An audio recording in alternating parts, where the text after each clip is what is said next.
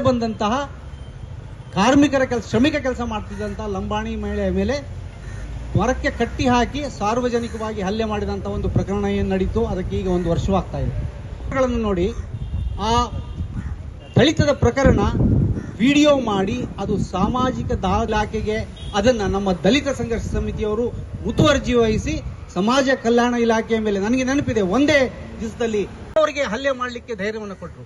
ಇವತ್ತು ಯಾರು ಮಿಥುನ್ ಕರ್ಕೇರನ್ ಅವರು ಹಲ್ಲೆ ಮಾಡಿದ್ದಾರೆ, ಅವರಿಗೆ ಆ ಧೈರ್ಯವನ್ನು ತುಂಬಿಕೊಟ್ಟವರು ಯಾರು? ಕೈಯಲ್ಲಿ ಹೊಡೆಯೋದು ತಪ್ಪಲ್ಲ, ತಲವಾರಿಂದ ಹೊಡೆಯೋದು ಸರಿ ಅಂತ ಮಾತಾಡಿದ್ರು. ಇಂತಹ ರಾಜಕೀಯದಲ್ಲಿರುವ ವ್ಯಕ್ತಿಗಳು ಏನು ಮಾಡ್ತಾ ಇದ್ದಾರೆ? ಕಳ್ಳಿ ಆಕೆಗೆ ಹಲ್ಲೆ ಮಾಡಿದ್ದೇನು? ಕೈಯಿಂದ ಹೊಡೆದದ್ದು, ತಲವಾರಿಂದ ಹೊಡೆದದ್ದ. ಒಬ್ಬ ಮಂತ್ರಿ, ಒಂದು ಶಾಸಕನಾಗಿದ್ದವ ಇವತ್ತು ಮತ್ತೊಂದು ಸಾಂವಿಧಾನಿಕ ಹುದ್ದೆ ಅಂತ ಹೊಳ್ತಿರುವ ಈ ರೀತಿಯನ್ನ ಮಾತಾಡ್ತಾನೆ. ಮತ್ತು ಅಲ್ಲಿ ಮಾತಾಡಿದವರೆಲ್ಲರೂ ಸಮಾಜ ಕಲ್ಯಾಣ ಇಲಾಖೆ ಕೇಸು ದಾಖಲಿಸಿದೆ ಅಂತ ಅದನ್ನೊಂದು ಇಡೀ ರಾಜಕೀಯ ಕಾರ್ಯಕ್ರಮ ಮಾಡಿದ್ರು.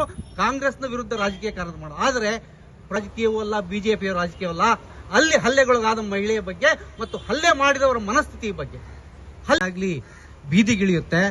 ಅವರು ಒಂದು ಜಾತಿ, ಒಂದು ಮತ ಅಥವಾ ಈ ಪಂಗಡಕ್ಕೆ ಸೇರಿದವರು, ಆ ಪಂಗಡಕ್ಕೆ ಸೇರಿದವರು ಅಂತ ಪ್ರತಿಭಟನೆ ಮಾಡೋದಿಲ್ಲ. ಎಲ್ಲವೂ ತನಿಖೆ ಆಗಬೇಕು.